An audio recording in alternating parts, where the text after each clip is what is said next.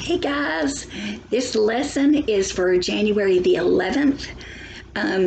It is part 2 to Module 9 for Biology 2. I hope that you all had a really good week. It was definitely brought to my attention this week that I forgot to assign you your coloring book.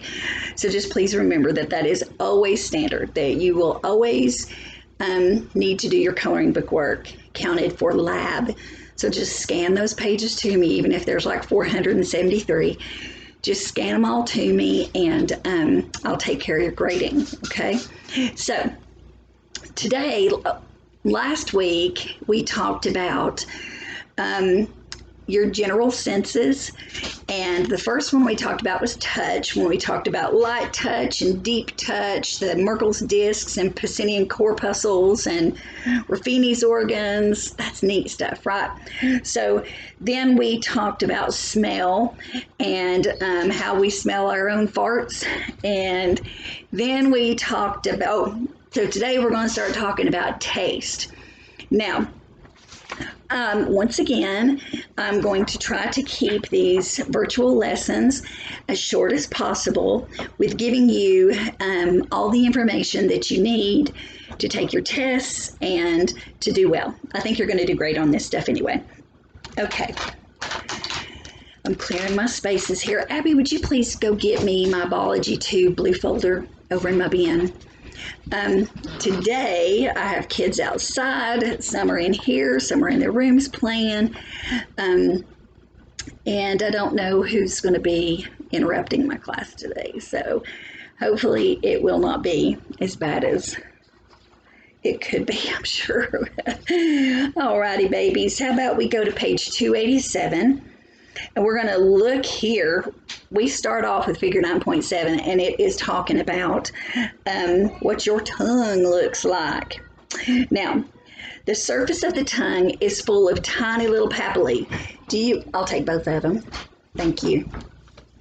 Oh, sorry. Tiny little papillae. Now, you remember me talking about the papillae of the skin whenever I think we did module 2?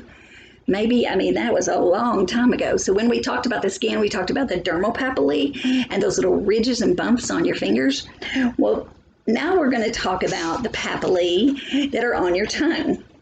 Now, y'all know I don't like them cats. Me and cats. Actually, I probably told you I used to like cats until my husband, when we were dating, told me I didn't like cats. He really does not like cats at all. And then I have just gotten into a general dislike of cats. But I have met a couple of cats in my life that I have not detested. So, but there is something about when a cat licks you. Y'all know their rough little sandpaper tongues. Well, what you're feeling, the sandpaper feel, is the papillae. So a papillae are those bumps that we have all over our tongue. So just like on our skin, it means it's a little bump. The human tongue is full of taste buds. But here's something cool. Did you know that you don't just taste in one spot? Your whole tongue doesn't taste everything. Your tongue is split up into sensory parts to where you can taste things on the different parts of your tongue. Let me look and see if this one, it doesn't say it on this page. I bet we're going to get to it soon. So anyway, but I think that's kind of cool. Like you taste bitter in a certain spot and sweet in a certain spot and savory in another spot. That's really cool. Okay. How many taste buds do you think you have? About 10,000 taste buds. There are a few taste buds on the palate, in the roof of your mouth, the lips, and even the back of your throat. Now, I can tell you straight off, the back of your throat. I have this thing about liquid medicines. Now, when I was a little girl, I liked liquid medicines. Matter of fact, one time I drank an entire bottle of Pepto-Bismol, because, it tastes like bubble gum. And one morning, Saturday morning. Now, when I was a kid, the only time you could watch cartoons was on Saturday morning. And I mean, they came on at 6 a.m. I never knew a kid that slept late because they were up at 6 a.m. watching those Saturday morning cartoons. Can't get me up for nothing else through the week. But Saturday morning, every kid was watching cartoons till 11 because at 11, American Bandstand came on. And that's where everybody was dancing and listening to popular music because all we had was the radio and some records, that kind of stuff. So, back to the point somehow. When I was little, I got up at 6 a.m. and I ate an entire container of Cool Whip because it was there. And I loved me some Cool Whip. I still like Cool Whip. But, so guess what I did? It gave me a tummy ache. Well, what does your mama give you when you get a tummy ache? She gives you Pepto-Bismol. So I liked the taste of Pepto-Bismol, so I drank the whole bottle. Yeah, it was not good. Pepto-Bismol has aspirin in it, and so it just made me sicker. Anyway, it was pretty funny. I don't remember my mother being too mad because she probably thought I was going to die or something. Can y'all see this one hair? Straight as a board. Weird. Okay. So, I hate liquid medicines. One time, Patrick, I was coughing so bad and I couldn't sleep. He went out and got me some Nytol, and I smelled it, and it smelled like cherry cough syrup. I don't do that. It just, I can't do it. So I had to take it that night. So I pinched my nose so that I wouldn't taste it as it was going down. I pinched my nose. We always keep a roll of toilet paper in our den so that we can blow our nose and wipe our nose. So that's what that is. It's not in case we have accidents in here. Okay, so I swallowed the Nytol and I didn't taste it here, even though it's thick as Karo syrup. Didn't taste it here, but man, did I taste it in the back of my throat, and I could not get that taste out of my throat. I drank some orange juice. I drank grape Kool-Aid with it that night. I mean, I tried anything. It was horrible. I could not get that taste out of my throat. But after a few minutes, I was drunk off the Nytol anyway because it's got alcohol in it, and I was kind of drunk and buzzy off alcohol, went straight to bed. The stupid Nytol. And let me just tell you, that's one thing we don't use in this house anymore because it's just disgusting. I can't even stand to smell it. Okay, so in the back of your throat, your lips, and your palate. Who'd have thought? The roof of your mouth. That's crazy, isn't it? Let's see. If we can't, so did you know that your nose is directly related to your taste? Now, I think we kind of talked a little bit about this last time when we were talking about smells, that if you have a lot of snot up around your epithelial, your olfactory epithelium, then it'll inhibit your ability to smell because you can only smell in that one little tiny recess, remember? So given that, if it's got a bunch of snot in it, when you have a cold or a sinus infection or something to that effect, you're not going to be able to taste as much because your smell is directly related to your taste buds. Now, if we can't smell the food, we can't always identify it adequately or taste it as well as when we can smell it. And sometimes it'll alter, your nose will alter the taste. So you can still smell, but if you've got that funky cold smell in your nose, or if you've been around somebody using bleach for the day, you know, like when somebody bleaches the bathroom or something like that, or they're doing bleach in the laundry, you get that kind of bleach smell in your nose and food will taste a little different. Isn't that crazy? But that's how God designed it. Now, the five senses, the five sense sensations are sweet, salty, sour, bitter, and umami. Umami means savory. So I believe that that is on your test. I'll have a look at it here in just a minute. But you are welcome to put savory instead of umami if you want to, because I believe on my answer sheet it says umami or savory. Sweet, salty, sour, bitter, umami. Now, adaptation of the, I'm on the bottom page of page 288. Adaptation of the taste receptors is generally fast, so the intensity of a taste will be reduced after the first few bites. Have you ever had anybody say, okay, if you can get past a couple of bites, you're really going to like it? I mean, yeah, I've heard that my whole life, that it gets better when you eat it because you have taste bud adaptation. Taste intensity is also affected by the temperature. The hotter it is, the bolder the flavor. Have you ever noticed that, like, if you get a milkshake, it's so cold, and I like strawberry milkshakes. So it's cold and it feels good going down, and you can taste that sweet strawberry flavor or chocolate or vanilla or whatever you like, you know. But if you let it melt just a little bit and warm up just a tad, the taste is intensified, so it's a little sweeter. The strawberries are a little more vibrant. It's really great. I have this one ice cream that I used to get a lot in the little pint, and it said, for best flavor, sit on the counter for 20 minutes. So let it warm up a little bit and get soft. I mean, and it tasted better. It really did. The warmer something is, the better you can taste it, as long as it's not so hot that the pain receptors take over, right? So, spicy food. Have you ever eaten hot wings? And you eat it, and then you're like, oh, the really, really hot ones, right? So when you eat it, it will actually trigger those nociceptors, and the pain will take over and overtake the taste. A few years ago, I was in Charleston, and I love, oh my gosh, I love shrimp and grits.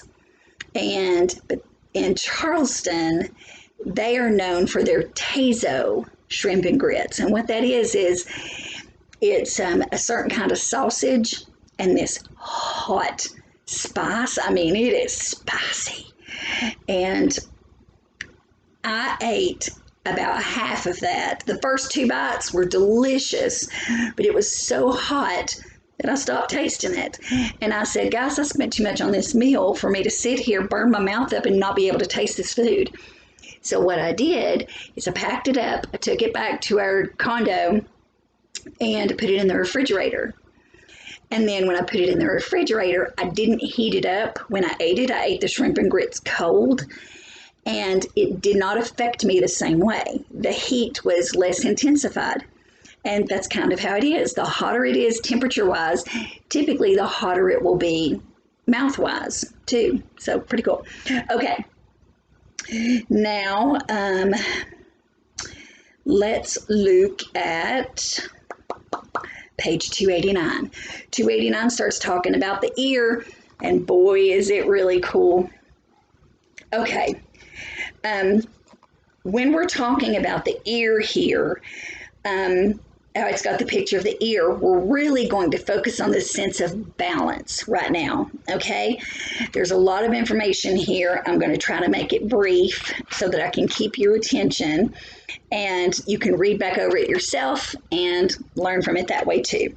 So let's look at the parts of the ear. The outer part of the ear is open to the air.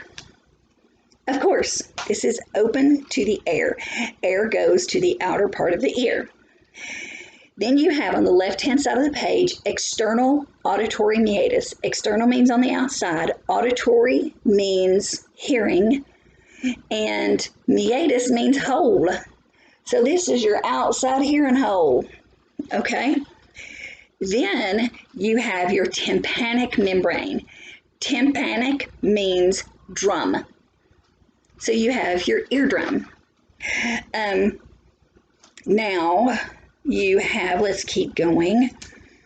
Over on the, as we go towards the right side, you'll see a little section. No, let's go up. Let's go straight behind that eardrum in the auditory ossicles. Auditory means hearing, ossicles means bone. So ossicles, auditory ossicles are your ear bones, and you have 3 little tiny ear bones in your ear.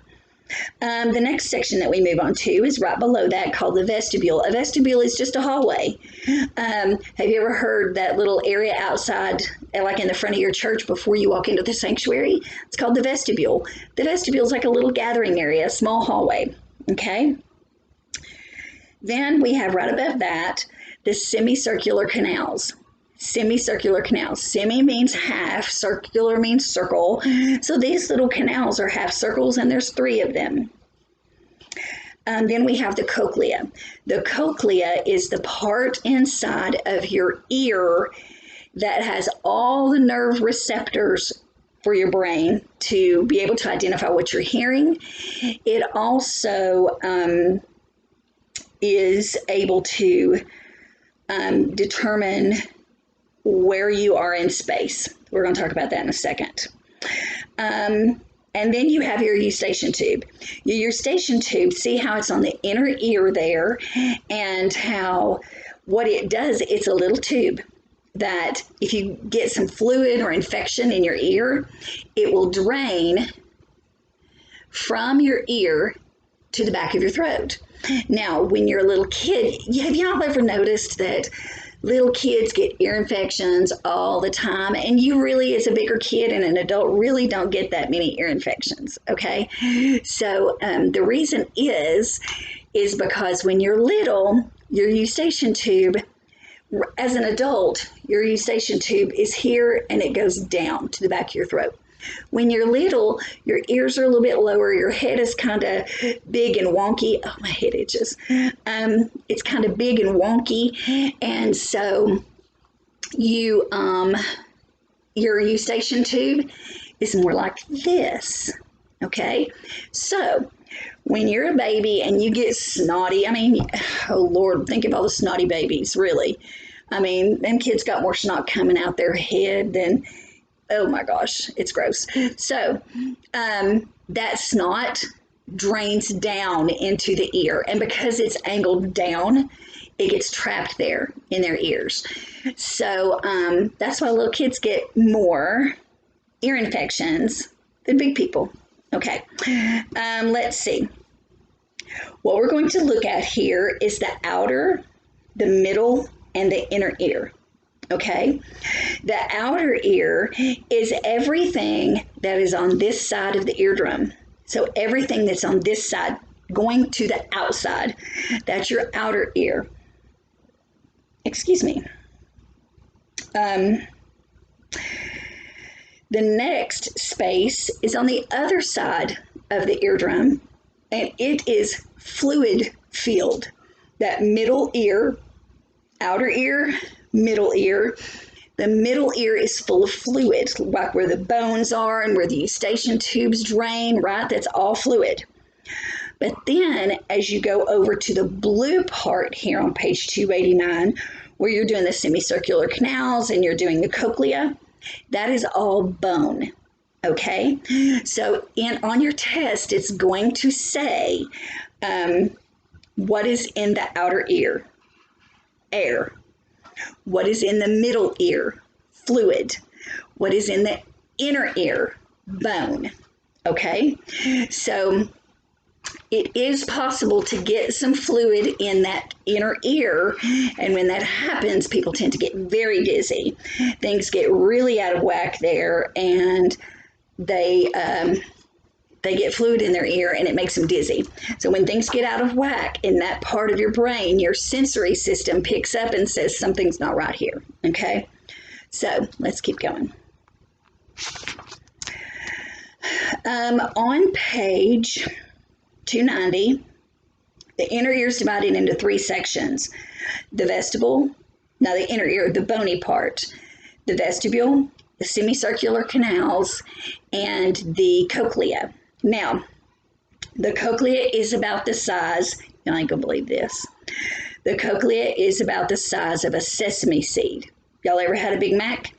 Y'all ever seen them little seeds on top of that bun? That is a sesame seed. Tiny. The cochlea is about as big as a sesame seed and consists of narrow channels or tubes coiled up in the shape of a spiral. That in itself is amazing that this little thing does this much stuff and it's as big as a sesame seed. Now, let's start. There's two kinds of equilibrium. Equilibrium is like what holds your balance. You have two kinds, static and dynamic. Static, it determines the orientation of the head relative to the pull of gravity. In other words, it helps the body determine where the head is being held up straight, bowed, leaned to one side, or so forth. Now, if you drop your head back, you look up, but you have that sense of balance that you're looking up. You know which direction your head is going towards gravity. I know my head is to the side. I know I'm looking down. I know I'm looking straight. I know I'm looking this way or this way. It is where my head is in balance. Now, if you were to look straight up in the air and start walking, you could walk, no problem. But after a little bit, I'm not even going to say a few minutes, after a little bit, you are really going to start to get dizzy. And that's because your body is designed for this part of your head to be upright, okay? So then there's dynamic equilibrium. That helps you determine the rotation and acceleration of the head. This allows us to maintain balance as we move. So by holding our head in whatever direction, it's going to let us know, it's going to help maintain our balance as we're moving. Now, I can ride in a car all day long in the front seat, not get sick. Put me in the back where I don't have good visual contact with what's in front of me, get sick as a dog every time. I have to take Dramamine anytime I go anywhere that I'm going to be in the back seat. Used to, I could ride any ride at Dollywood or Disney World or wherever I went. I mean, if it was a roller coaster, I'd be on it. Now, one time we were at Dollywood and I had two of my little girls with me. I didn't bring my baby because I didn't bring my boy because he was a baby at the time, my third kid. So I'm on this thing called a tilt-a-whirl. And what that is it's like you're in a big chair and it has like a big back on it that kind of covers you. And you sit and you hold onto the bar. Well, as it goes around in a circle, your little chair, the chair spins as you go around and it changes direction to its spin. I got really dizzy on that. Something was happening in my dynamic equilibrium that was really screwing with me. So I got off of it, but my head was still spinning. And my husband had to leave work and come get me from Dollywood because I was so sick. And I was sick, dizzy like that, like I was still on that tilt-a-whirl for 6 weeks. It was terrible. It was horrible. So with that equilibrium, the dynamic equilibrium, my body thought it was still in motion. So that was the part of my ear that wasn't picking up that sensation correctly, that I was actually standing upright and straight. That happens to a lot of people when you get older. It can also happen if you swim a lot or after injuries. I don't know. So pretty cool. So we're going to start with static equilibrium when we're talking about your equilibrium here, okay? The sense, middle of page 290, the sense of static equilibrium takes place in the vestibule of the inner ear. The static equilibrium, that part that kind of lets us know where our head is, up, down, positional, that happens in the vestibule, that little hallway close to those semicircular canals, okay? Oh, I must be waving my arm around. It thinks I'm walking. So if we look on the inside of that, what we see here, see the little thing pointing to the vestibule there? And see, there are two little red spots. One of those red spots lets you know the saccular macula. It lets us know if your head is perpendicular. Then that utricular macula at the top part of the vestibule there lets us know if we are parallel to the ground, like if we're laying down. Now, look over here in this little tiny space to the right, this little circle. See how it says otoliths, gelatinous matrix, kinocilium, stereocilia, a support cell, and a hair cell. Inside your ear, you've got these tiny little feeler hairs, and they, as they sit, you can see the little hairs in black. As they sit inside these cells, they've got that gel, that dark purple gel coating over the top of it. You can see that. And then on the top of that gel are these things called otoliths. Otto means hearing. Lith means stone or rock. So these are rocks in your ears. So ear rocks, that's what they're called. On top of this gel, you got these little tiny rocks. And the rocks, when you were on the tilt-a-whirl, those rocks swing to the outside, kind of like you do. Y'all ever been on the rides where it kind of swings you? It's centrifugal force, swings you to the outside of it. And it's pretty funny. So it swings you to the outside. Those rocks go to the outside. Those little hairs move, and they trigger your body to think, wait a minute, we're not right. So your body will try to bring you back to center. And when it tries to bring you back to center, that's when you get that woozy feeling. It makes me dizzy even thinking about it. Seriously, I mean, bleh. So, Abby, would you open one of those windows? I'm a little warm. Thank you, baby girl. So next, let's see. That's how all of that works together there in that vestibule. Next, go to the page 291, and let's look at the semicircular canals. On the semicircular canals, you notice that one is going up, one is going diagonal, and one is going sideways. These are like sensors that show what direction things should be in and when they're not. It senses those different things. I've already told you about that. The orientation. Yes, I just told you that. So on the semicircular canals, one is going this way, one is going this way, and one is going this way. And that better, like I said, helps determine your position, your head position, okay? Now, let's see. Remember that the entire inner ear is filled with fluid. There is fluid in there, and these canals are full of fluid as well. But there are several bulges at the end of the semicircular canal that are called ampules. Now, like I was telling you before, the outer ear is air, the middle ear is fluid, the inner ear has fluid as well, but it is a bony prominence. So when you're asked on your test, or did I mess that up? I just wrote that. I just marked all the way through that. Nope. That inner ear is your bony prominences, okay?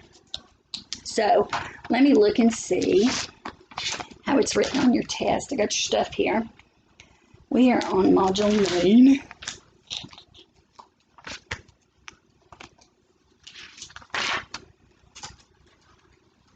Yes, it's going to say the outer ear is air bone fluid. The outer ear is going to be air. The middle ear is going to be listed as fluid. And the inner ear is going to be listed as bone because it is bony, okay? So, the sense, now we're going to talk a little bit about dynamic equilibrium. The sense of dynamic equilibrium does not tell you about the static position of the head, kind of like the other one did, but it has to do with the movement of the head.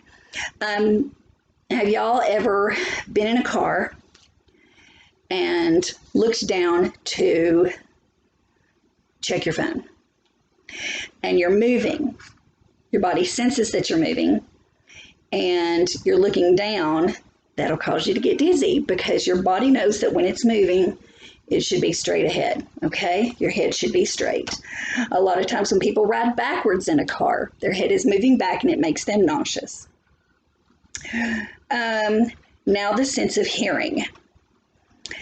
Like you hear in your ear through vibratory waves, okay? Your hearing is done by vibrations, waves of vibrations that go into your ear, make your eardrum rattle. It moves those middle bones and sends a message to the cochlea to be determined what is being said, because inside of that cochlea, you've got all these little nerves and hairs, remember? So we're going to get to that. So like any other wave, sound waves have two fundamental qualities: amplitude and frequency, okay? Let me see. Hang on just a second. I'm having to look back. Okay. Your amplitude, think about plugging in a guitar to an amp. What does that do? What does it do when you plug in your electric guitar to an amp? It gives it a louder sound. It amps it up, okay? So amplitude means louder. Then the frequency is the sound waves, and that'll help determine the pitch. Now, something that is very high pitched will go like this as far as waves. Boom, boom, boom, boom, boom, boom, boom, boom, boom. That's a high pitch. But something that is low pitched will be very slow and low, okay? So think slow and low frequency. High frequency is loud. It's really high pitched. Okay. Look on page 294. 32 minutes. We're doing good. This is telling you about the middle ear and the cochlea. Now, this cochlea is not fully coiled because they're just trying to give you an example of it, okay? Over here, your auditory ossicles, that's the bones in your ear, in the middle ear, this concentrates sound energy. It takes all those vibrations and makes something a little bit more concentrated, because think about if you're hitting this right here and what you feel over here. If you put your finger here and somebody hits you in the hand, you're going to feel that vibration in your finger and in your hand. So just the same way that happens with your eardrum and those bones on the other side. But those bones have little tiny joints in between them that give it a little, they work together kind of like this. And whenever there's vibration, they do this. They work together to make that concentrate that vibration. You have the tympanic membrane. That is your eardrum. That is what vibrates. It does this when the sound waves hit it. The oval window is another little spot here. You can see it's right there where the bone attaches to the cochlea. This is a concentrated area to transmit the vibration to the fluid in the middle of the ear, in the inner ear, okay? Let's see here. Now you have your basilar membrane on the right-hand side. We're talking about your cochlea. It takes those low pitches that it sends and gives it an apex or a peak, and it senses the high pitches or the bases. Your spiral organ are those, see how it comes and makes a spiral? It's pointing to it here. That is what the sensory receptors that are coiled up for large capacity sounds. Next, that's the one that will go to your sensory neurons. to trigger your brain into letting you know what you're hearing. Now we're going to go to, let's see, let's skip that part. And let's see. Okay. It's talking about on page 295, module 9, 1, 2, third paragraph, third sentence. Remember, loudness is determined by the amplitude of the sound waves. And the bigger the amplitude of the sound wave, the bigger the amplitude of the vibrations in the tympanic membrane. The bigger the amplitude of the vibrations of the ossicles, the bigger the vibrations in the fluid in the cochlea. And at the end, the location of the vibrations in the spiral organ determines the pitch, while the amplitude of the vibrations of the spiral organ determine the loudness of the sound. So over vibration of the tympanic membrane can distort the sound. Now, if there is really, really loud music, let's say you've gone to a concert, and have you ever gone to a concert and when you left, your ears are ringing, you don't hear things as well? Maybe you hear the drums or the guitar, but you can't really make out what the singer is doing. Did you know that if you take a little piece of cotton or an earplug and put it in your ear, that it'll slow the vibration to your tympanic membrane, and the bones around your ear will actually pick up on those vibrations, and you'll have a more clear sound of the entire concert. You'll hear the bass and the drums and the guitar and the singers. You'll hear all those things more distinctly and actually have a better understanding of what you're hearing. But in my opinion, part of the things about going to a concert is it being loud. I mean, if I don't feel that drum beating in my chest, then it's not loud enough. So I've been to some loud concerts. Oh, my. We're not going to talk about that. Okay. Now we're moving to the eye. I cannot wait. Okay, I can't wait to do our eye dissection. I know it's going to be it's going to be towards the end of the year. I reformulated our syllabus last night. Man, the eye is so stinking good. Please don't miss it. Please don't miss doing the eye dissection. It's amazing. And we're going to go over this again when we do the eye dissection, okay? There are two structures that are designed to protect the eye. That first is the papillary, commonly known as your eyelid. Can you see how it's supposed to protect the eye? And let's see, and also your lacrimal glands. That is your tear ducts. You'll see, let me see, I'm going to get you on in here to my tear ducts. Let's see if I can do it. Can y'all see that little tiny hole right there? That is my tear duct. It's my lacrimal gland right there. Can you see it? Ooh. That's my tear duct. That is, you have these little lacrimal glands like right in here and right down here.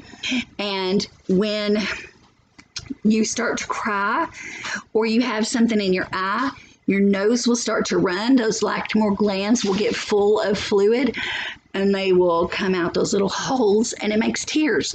So your eyelid brushes away all of the goop that you could have in your eye, and the lacrimal gland produces an eye wash stand so that you can wash away whatever's in there.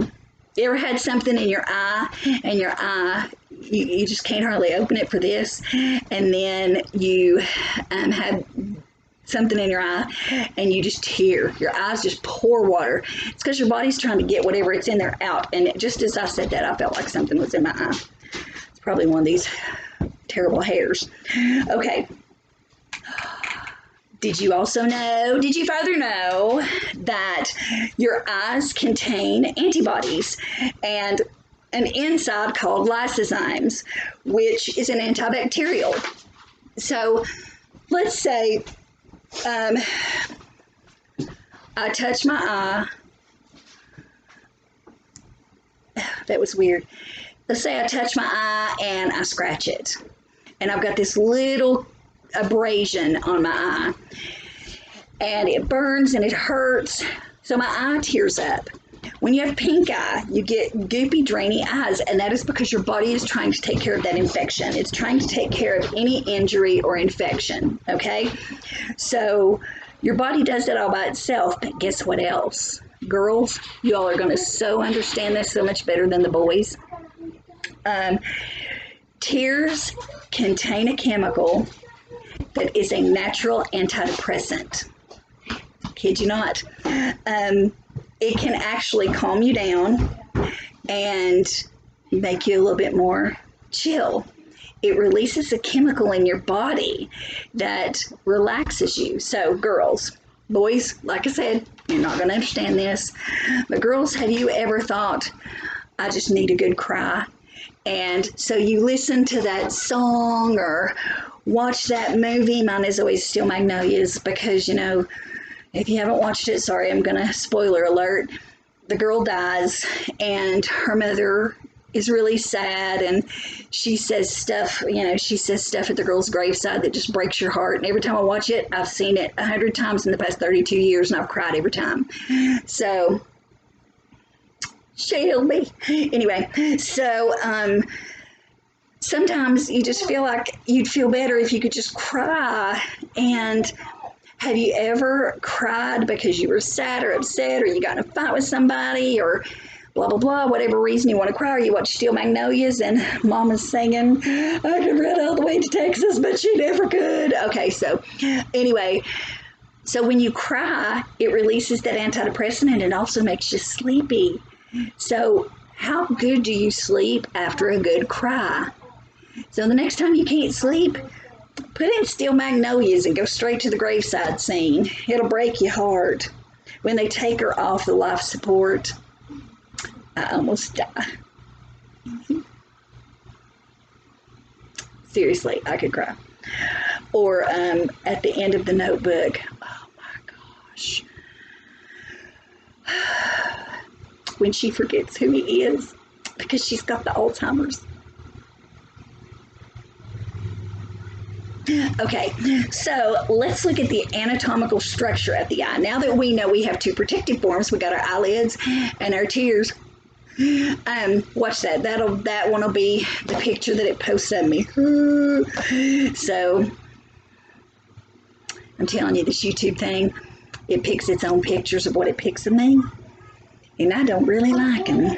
I wish it would catch me going, but no. Anyway, so here we have the anatomy of the eye. We're going to go over great detail of this whenever we do our dissection, but I want you to be familiar with it now.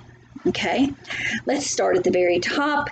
We have the conjunctiva. It's the thin, transparent mucous membrane outside. What did I write? It's the outermost covering. That's what I wrote. The outermost covering of the eye. Then you have the cornea. We're not going to do the posterior chamber because we're not there yet. We're going to do the cornea. It is so clear. It is the clear part of your eye. Okay, let's get back up on my eyes. Okay, so see the part that's kind of, I have to look at myself, y'all. See the part of the eye that's kind of reflective because it has light shining on it, but you can tell that it's clear. It's not the white part. It's not the color part. It's the clear, gooey part here. That is your cornea. It covers the entire eye there, okay? The next part that I want you to know about is the pupil. The pupil is the black dot in the middle, okay? The next part is the iris. The iris is the color part. Mine are, let's see, what are they today? Are they blue? Are they green? I tell you what, look at it. See how it's blue on the outside and it's yellow on the inside? Yellow and blue makes green. How cool is that? I got some weird eyes. Then we have suspensory ligaments. That is what, those little ligaments hold your eyes in place, and they kind of help give It keeps your eyes, the muscles and the eyes looking in a specific direction. Now, I have a couple of little girls. Gosh, I wish she was in here now. Is Annie in here? Yeah, she's downstairs. Go grab her for me. Okay, I'm going to show you what happens. Like when you look at my eyes, when I'm looking straight, one of my eyes is going to look in just a tad because I don't have very good vision. So the light doesn't go straight into my eye through the clear cornea. The light doesn't go straight into my eye to where I can see. Instead, the muscles and the ligaments will move my eye to catch the light. Okay, we'll go into that just a little bit more clearly in just a second. The lens. The lens is that big blue part there that looks like it's like the lens to a pair of glasses, okay? What the lens does is, see how it's glass there? It kind of looks like clear glass. I'm gonna borrow you for just a second. Just stand over here for just a minute. You don't have to stand in, just give me a second, okay? So the lens of your eye can actually pull it in and it tries to focus all the light. Why is it so important to have all this focus on the light and have the clear opening there? Why is it important to get inside the pupil? Let's look over here. You've got your optic nerve. The optic nerve is what sends all the messages from the eye to the brain to be interpreted. You have your vitreous compartment. That is the inside of your eye, and it's a gel-filled fluid that gives your eye that round support. Then we have your retina. We'll talk about that in a minute.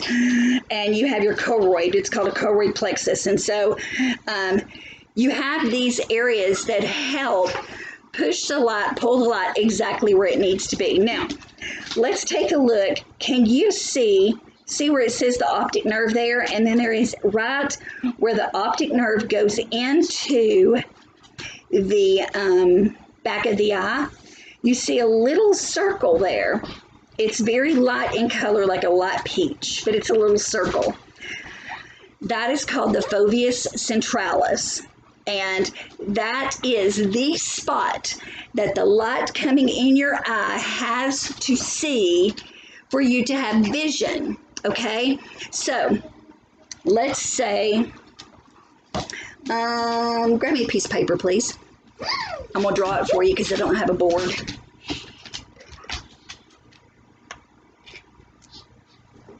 Quick as you can, babe. Thanks. Okay, I'm gonna show y'all something really cool here in just a second. So, I'm drawing pictures. Y'all know I'm a really, really good artist. Actually, this isn't that bad. Well, it's not a round eyeball. It's more of an egg-shaped eyeball, but we don't care, do we? Okay?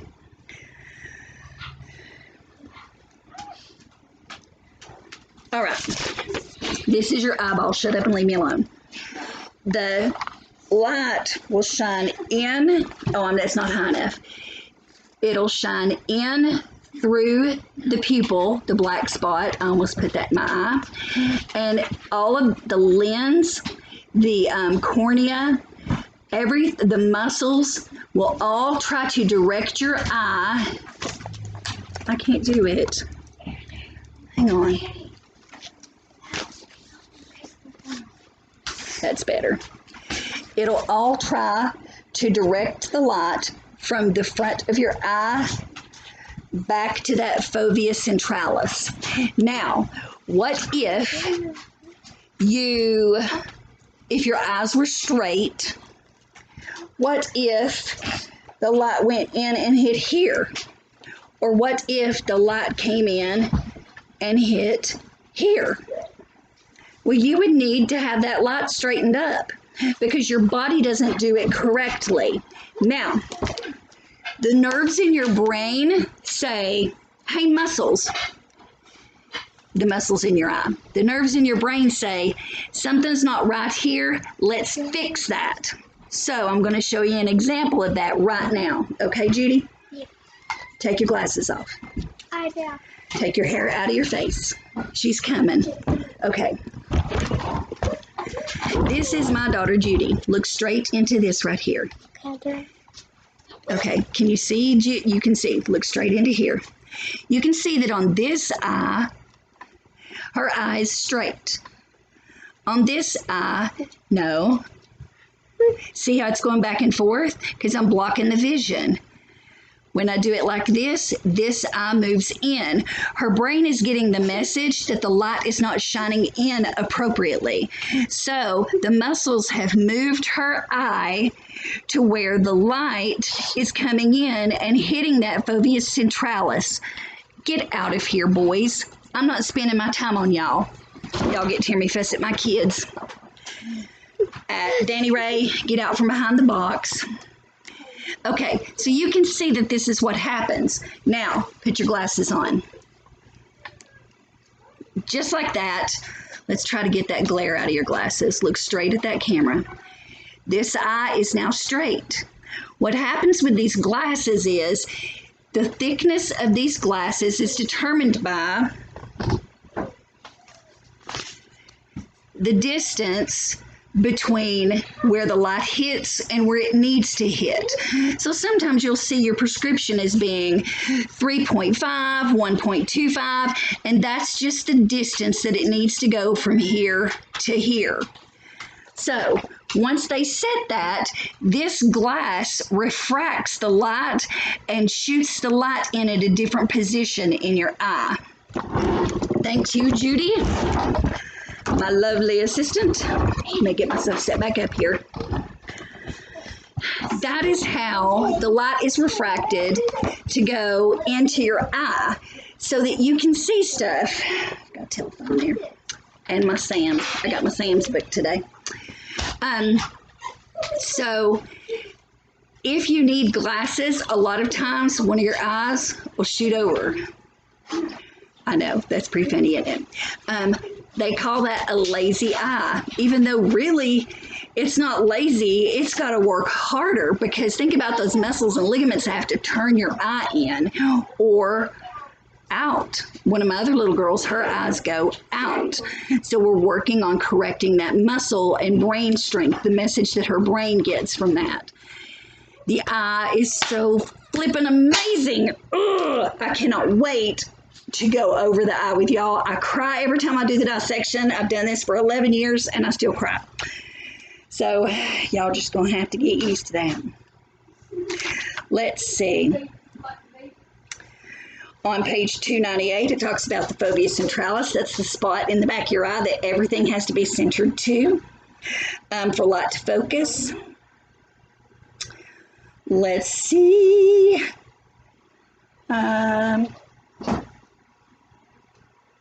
I'm trying to find what you actually need to know, because I would like for this to be at an hour or less.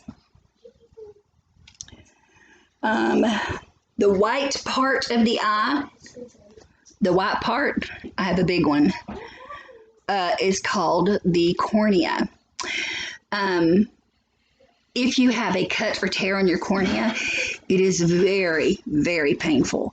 And sometimes it has to be surgically sewn up, which is not good. Sometimes it can swell so bad and cause infection to where you actually get, you lose your vision.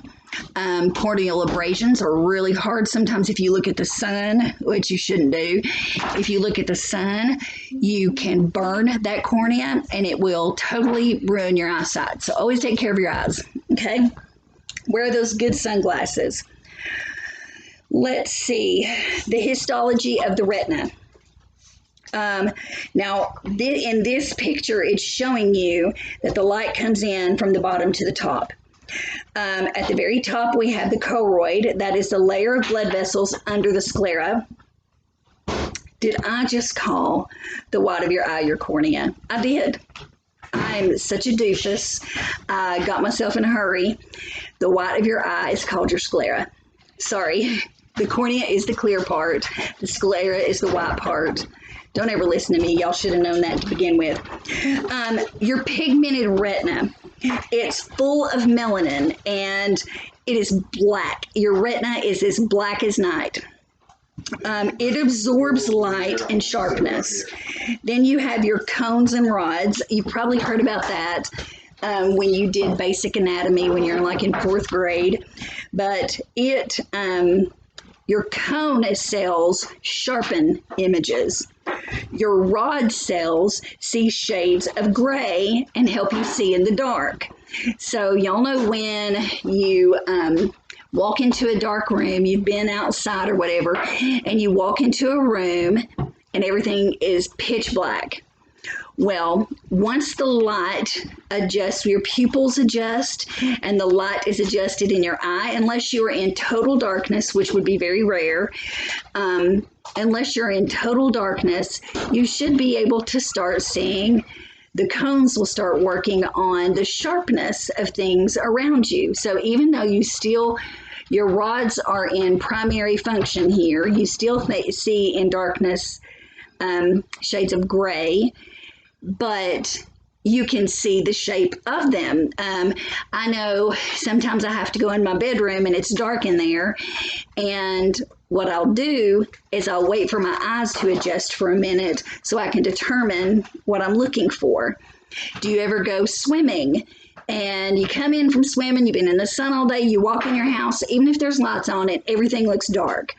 Well, it takes just a minute for your pupils to open and close and get adjusted to the light, and then you'll see the sharpness. That's when the cones kick in, and you see the sharpness of the images around you, and your eyes adjust to this level of light.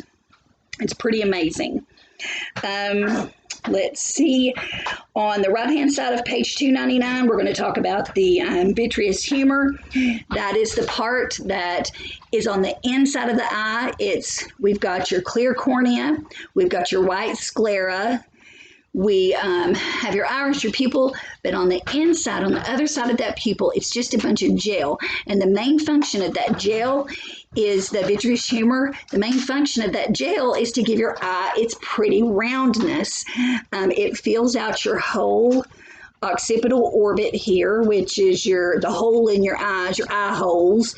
So it's the bony part there. It fills it out. It is possible. A lot of people have had kids get sticks in their eyes. Baseball players get hit with baseballs in the face, and it can actually rupture that vitreous humor in your eye, and your eye can deflate. If you get to surgery quick enough, they can re-inject it and get it back up, which is amazing. So always take care of your eyes no matter what you're doing, okay? Let's see.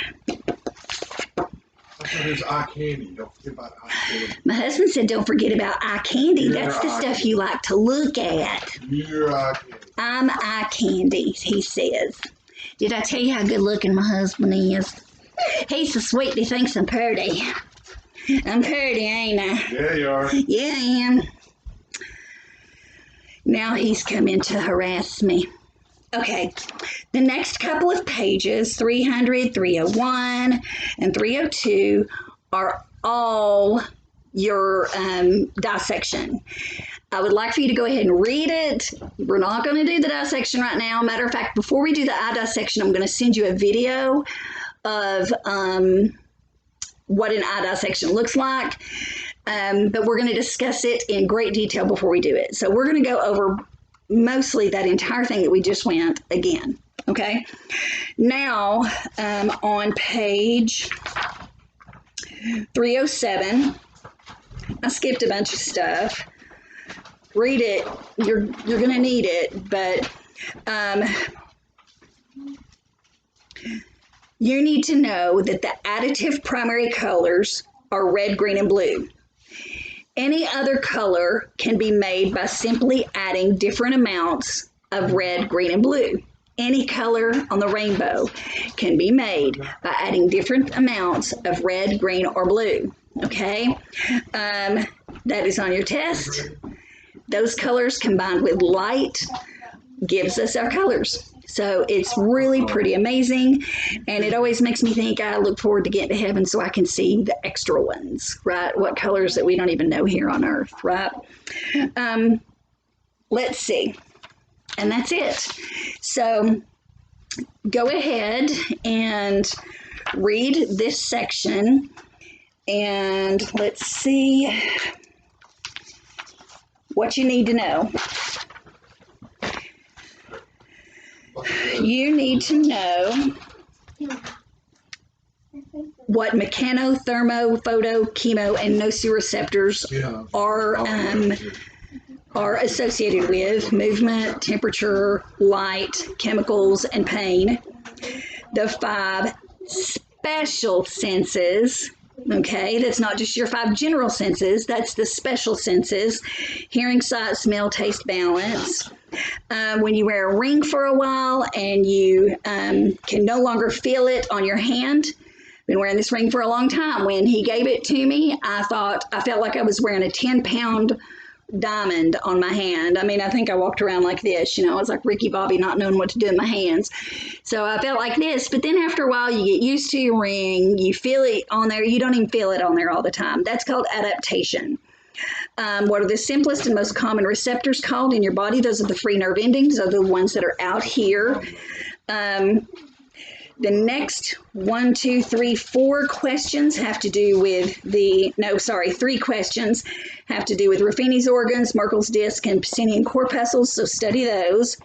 The only part of your nose that actually can smell is your olfactory epithelium. The threshold for smell is very low. That means that you can walk into a house, smell something, and then in a while you don't even smell it anymore.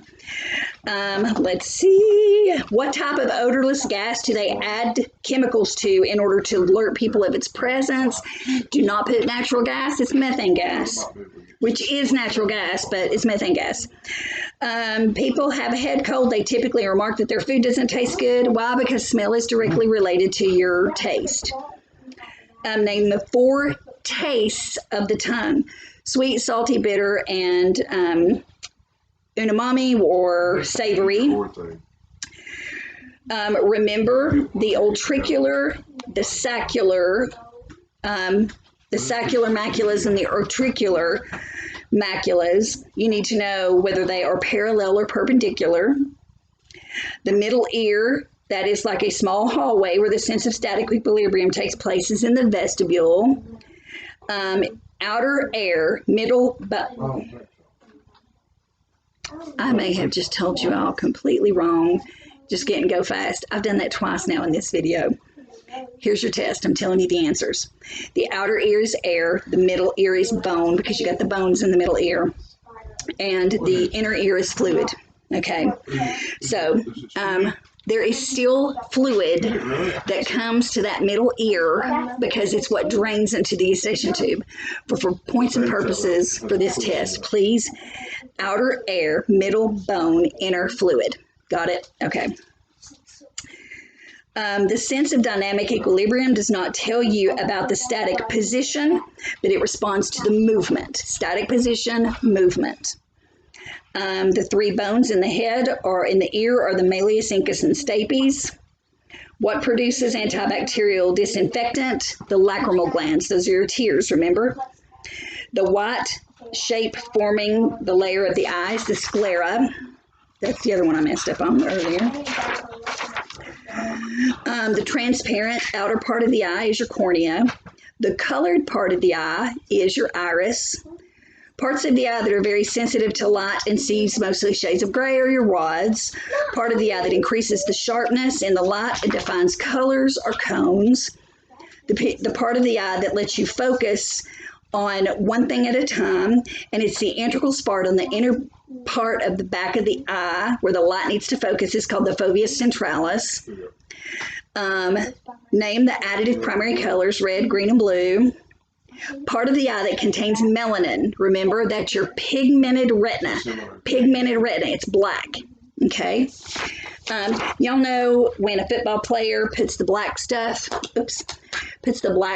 under the eye, what that does is the color black will absorb the light, and so that's why football players put the black stuff below their eye. The color black absorbs the light and the sun doesn't get in their eyes as much.